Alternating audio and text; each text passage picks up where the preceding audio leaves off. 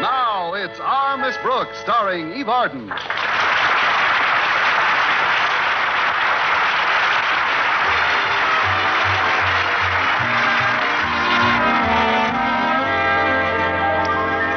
During the course of the school year, our Miss Brooks, who teaches English at Madison High, has constantly shown a rare genius for getting into the doghouse with her principal, Mr. Conklin.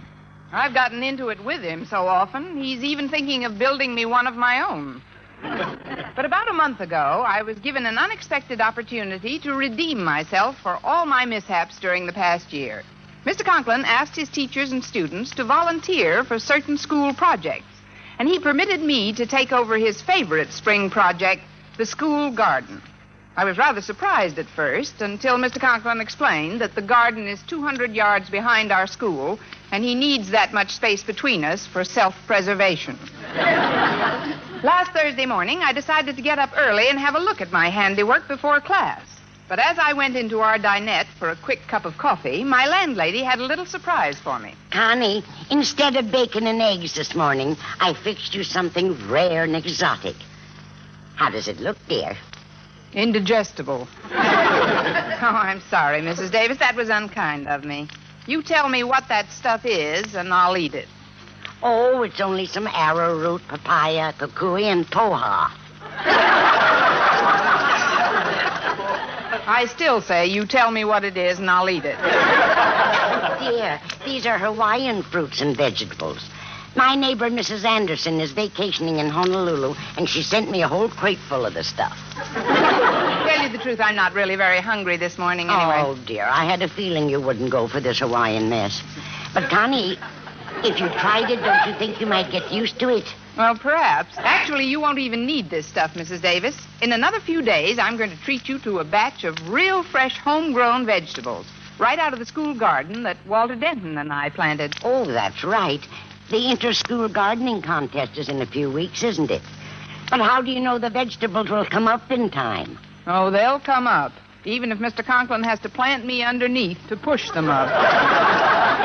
He's really determined to beat out Jason Brill for the trophy this year, particularly since Clay's principal won the award last year. Oh, you never saw such a vegetable garden. Radishes, celery, tomatoes, spinach. But what did Mr. Conklin's garden produce? A half-acre of night-blooming jasmine. He'd bought the wrong seeds. Oh, he's warned me if I fail him in this project, I won't have an evening to myself the rest of the semester. Oh, but Connie, that isn't fair. I'm sure he hasn't been that strict with the rest of his faculty. Well, perhaps he doesn't have to be. So far, Mr. Boynton's done a good job handling the cafeteria. Miss Miller's tossed out most of the school rubbish. What about Miss Enright? I think Miss Miller missed her. You mean Miss Enright's project? Well, that one really confuses me. She chose as her project the care and feeding of Catherine, the school goat and mascot. Well, maybe Miss Enright likes goats, Connie. Well, maybe so. She's certainly been trying to get mine for years. Well, I don't suppose I'll get it, Mrs. Davis. Hello? Miss Brooks? Walter, I have terrible news for you, Miss Brooks. Awful news. Disaster has finally struck. What is it, Walter? What happened? You're not hurt, are you? Oh, no, nothing like that. This is much worse, much worse. Oh, this is terrible, simply awful. I just went back to our school garden, and there isn't any. No school garden? Not a thing? Walter, you don't mean it's completely barren. Put 2 skulls there, Miss Brooks, and you've got Death Valley. Yes, and I know just whose skulls Mr. Conklin will use for landscaping. That doesn't seem possible, Walter. You sure nothing came up? Well, only one thing while I was there, Miss Brooks. You gopher. Funny, that's the one thing we didn't plan. Well, I'll come right down and take a look, Walter. Goodbye. Goodbye, Miss Brooks. And if you draw up a suicide pact, count me in. Connie, I couldn't help overhearing you. What happened to your garden, dear? It goofed. Well, now, I'd better get down to school at once.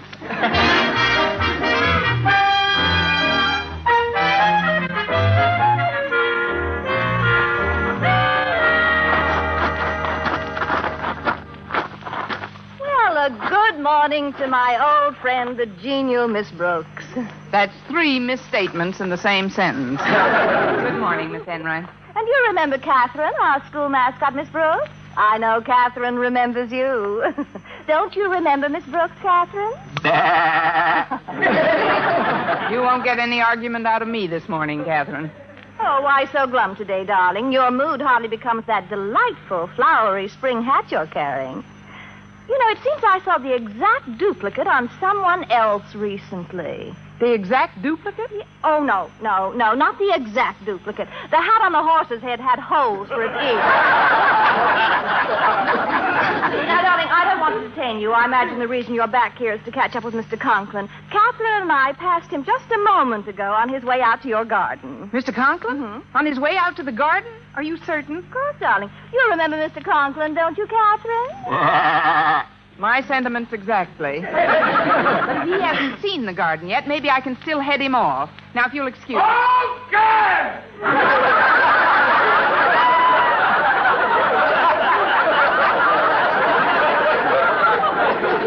He's seen it. Well, I guess that finishes me. But I still can't figure out what happened to that garden. Well, maybe you should have had someone with a green thumb to help you, like me. No, thanks. I would have spent half my time keeping your green thumb out of my blue eye. I feel it's the least I could have done after the help you've given me with my project. In the month I've had Catherine in my custody, she must have put on at least 25 pounds. And I owe it all to you. To me? But I didn't feed her. Oh, but you did, darling. Every night for the past 3 weeks I've let her graze in your garden. Huh? You let her graze in my garden?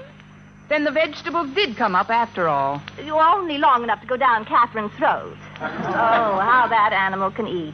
I must admit, I helped her. That must have been quite a sight. 2 old goats grazing together in the... Now, darling, let's not be bitter. Just resign yourself to the fact that you've been outwitted as usual.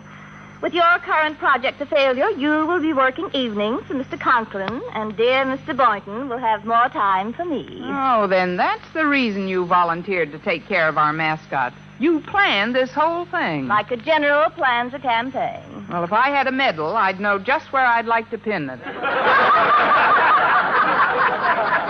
I still can't believe that 1 goat could eat that much. Well, you just don't know Catherine. Why, she'll eat anything. I've seen her when she... Darling, where did you put your hat? My hat? Well, it's right here in my... Good grief. While we've been talking, Catherine's eaten it. Oh, I am so sorry. Well, I don't suppose there's any use worrying about that. Anyway, not with the trouble heading this way. Oh, here you are, Miss Green Thumb. Miss Enright, would you please excuse us? I have something I want to say to Miss Brooks. Certainly, Mr. Conklin. Say goodbye to Mr. Conklin and Miss Brooks, Catherine. And a goodbye to you, Catherine. I suppose you know where I've just been, Miss Brooks? Yes, sir. You've seen our garden, and I'm back in the doghouse again. In it? You practically own it, lassie. Miss Brooks, what happened to my garden?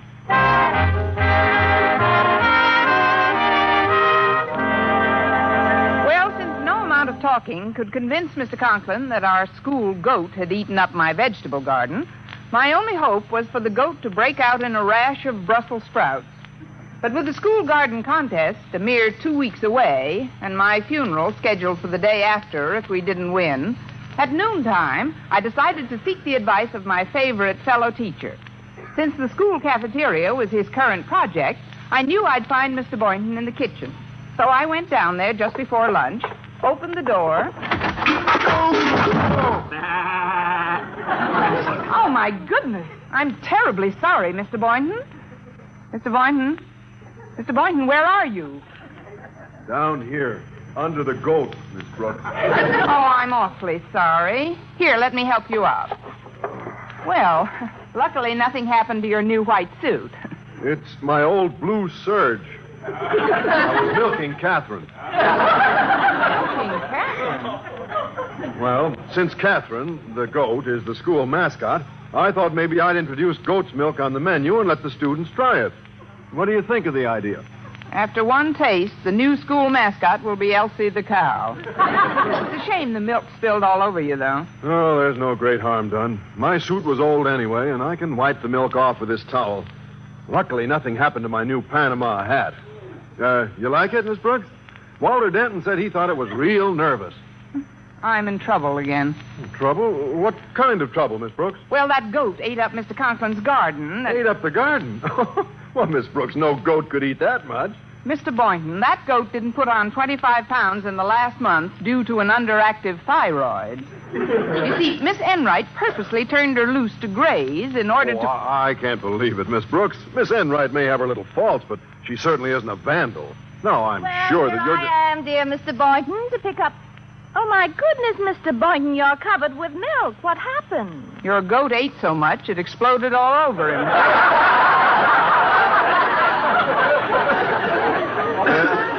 Miss Enright, Miss Brooks is under the impression that you encouraged Catherine to eat up Mr. Conklin's garden. Well, that's an utterly fantastic idea. She has absolutely no basis... Well, there's no use worrying about that now. Anyway, there are still 2 weeks until the contest, and anything can happen in that time. Correction, darling. There were 2 weeks, but those 2 weeks don't exist anymore. Don't tell me Catherine ate them up, too. No, not exactly. I happened to be covering the office of Mr. Conklin during the last period, and Mr. Stone called. Mr. Stone called? Yes, Miss Brooks. We had a little small talk. When suddenly, out of a clear blue sky, he decided to hold the garden contest tomorrow instead of waiting 2 weeks. And I have a pretty good idea who dropped that clear blue sky on my head. Miss Enright, you just reminded me there's one thing I forgot to plant last week. What's that? You. And in the spirit of friendliness, I suggest you teach that walking garbage disposal not to eat people's hats. Oh, darling, do you still think Catherine ate your hat? Mr. Boynton, you know goats don't really eat things like that. Of course they don't. They'd get deathly ill. Now, really, Miss Brooks, I think that you... Hey, what happened to my new straw hat? What new straw hat? If you'll look closely, you'll notice how perfectly the red feather blends with Catherine's tongue. Hey, the fool goat did eat my hat. Oh, now, really, Mr. Boynton. Come, Catherine. It's suddenly gotten rather unfriendly in here. That could also be construed as a burp. Hey, maybe that fool goat did eat your vegetables at that, Miss Brooks. Of course she did. But with Mr. Stone judging the school gardens tomorrow, it really doesn't make any difference who's to blame for what. I'm sunk. Yeah, I guess so. I'll say, why not forget your troubles and help me with my shopping this afternoon? I've got to buy next week's groceries for the cafeteria. Still, there must be something we could do to... Next week's groceries for the cafeteria? Mm-hmm. I've got to run down to Tony's produce market and buy $50 worth of celery, lettuce, tomatoes, beets. Mr. Boynton, would you mind terribly if those vegetables you're going to buy made one stopover between Tony's and the school refrigerator? One stopover? Where? In our school garden. What? Miss Brooks, what are you talking about? Just this. Before tonight is over, we're going to transform that spot from Conklin's desert oasis to Tony's garden paradise.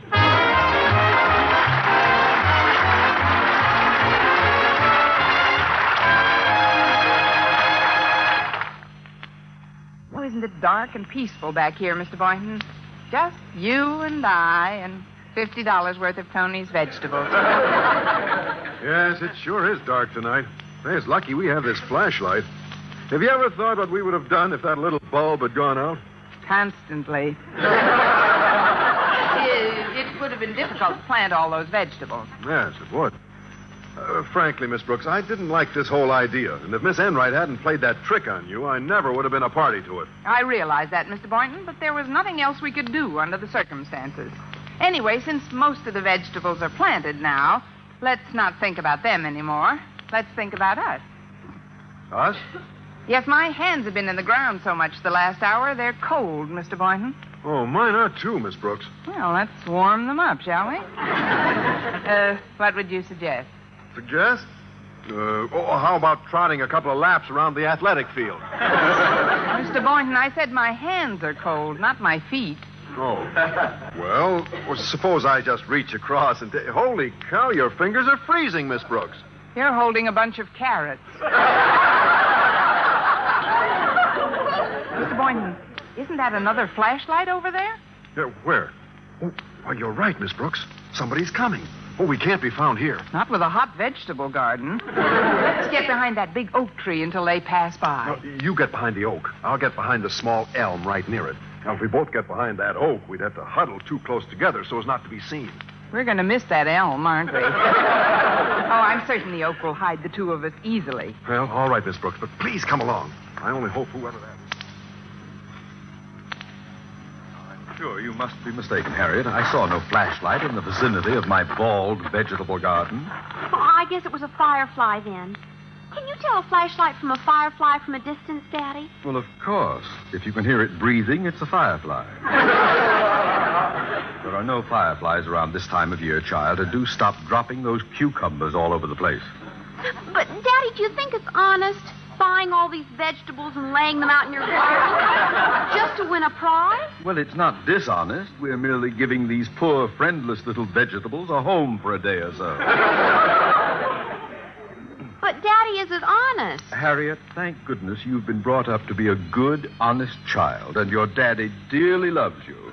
But there are times when he devoutly wishes he could trade in his scrupulously honest daughter for a slightly sneaky son. Daddy, Now, Harriet, not another word. Just drop your bag of vegetables in front of that oak tree and start distributing the stuff in even rows. Well, all right, Daddy. I'll start planting my tomatoes in this row of 2-foot-high celery, and you start planting your vegetables over there. We'll soon have this barren desert looking like I'll start planting my tomatoes in this row of 2-foot-high celery. Oh. And look at all these beautiful potatoes and beets and onions and radishes. Oh, what hath heaven wrought? A few short hours ago, a wasteland, barren, denuded, and now this miracle that passeth human understanding. I must be... Harriet, is there a bright, shimmering glow about my head? Gee, I don't understand how they... Oh, Daddy, that light. Over there, there's somebody coming. You're right, child. There is somebody. Great Scott, we mustn't be caught here. Quick, hide behind that elm tree. I'll get behind the oak.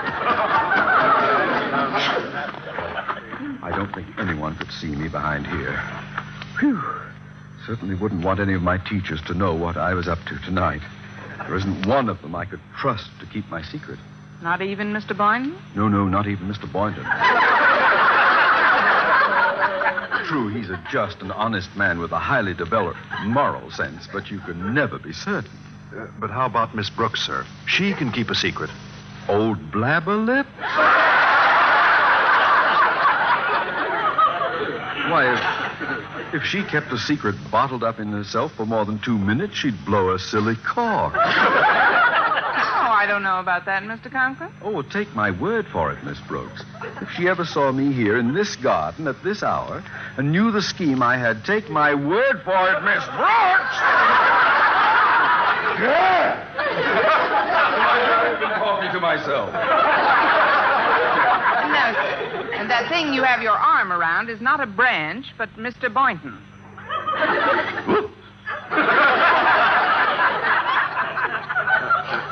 Hello, Mr. Conklin. And I suppose this is not really an oak tree, but Miss Perkins of our math department. Shall we cut our initials in her, sir, and find out? Shall we close our little traps, Miss Brooks? Oh, Miss Brooks, things are beginning to add up. Then it was you who laid out all those beautiful vegetables. Yes, sir. It was Brooks that wrought before, not heaven. Well, since we're all in the same boat, there's nothing. Say, if that person out there with the flashlight is starting to pick up our vegetables. Why, the hijacker. Who could it be, anyway? My guess is that it's Jason Brill. He'd stop at nothing to keep that gardening trophy at Clay City High. But do you think he'd stoop to anything so low? He has a reputation for being the most unprincipled principal in the country. But we'll hand him the shock of his life. Grab a nice, juicy vegetable, both of you. I'll take this watermelon. I've got something here that weighs a ton. Must be an oversized squash. That's my handbag.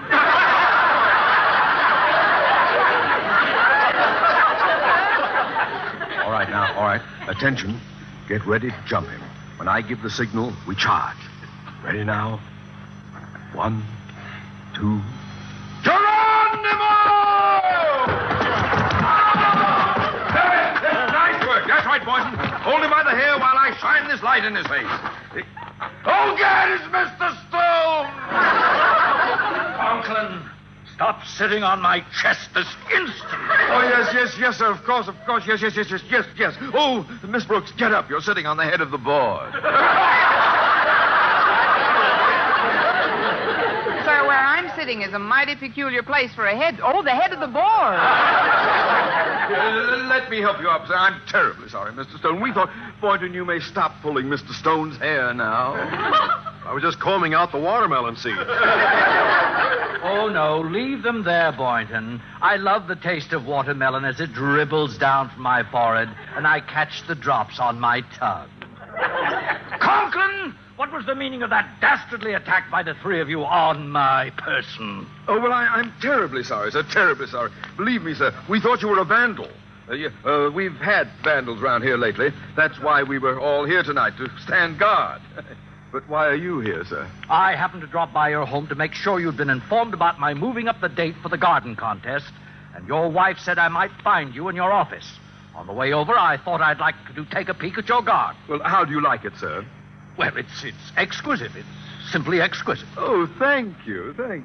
Seems only yesterday that all this was just a barren, desolate wasteland. Matter of fact, it seems like only a half hour ago to me. Do you like the celery, Mr. Stone? Beautiful, Miss Brooks. I don't believe I've ever seen celery stalked so high. And these cabbages, magnificent, and what in heaven's name is this angry-looking, furry vegetable here, Conklin? Angry-looking, furry vegetable? I knew Mrs. Davis would get rid of that stuff somewhere. And these fruits here look quite familiar to me. Mrs. Stone and I once spent a summer in Hawaii. Conklin, how did you ever get kukui and arrowroot and papaya to grow in this climate? Well...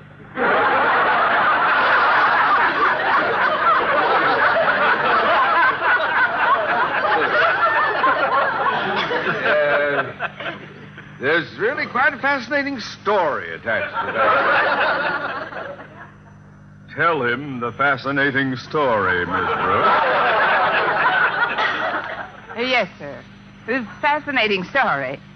Well, we knew ordinary farming methods would never grow us any Hawaiian fruit, so we watered the ground here daily with pineapple juice. Oh, really now? And tell me, Miss Brooks, how did you manage to grow a fruit with a little tag on the bottom saying, "Welcome to beautiful Hawaii"?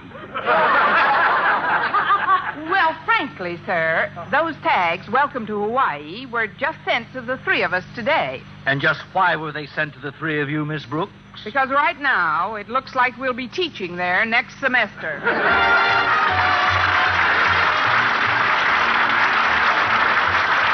Miss Brooks, starring Eve Arden, transcribed, was produced and directed by Larry Burns, written by Arthur Olsberg and Lou Derman, with the music of Bud Gluskin. Mr. Conklin was played by Gail Gordon.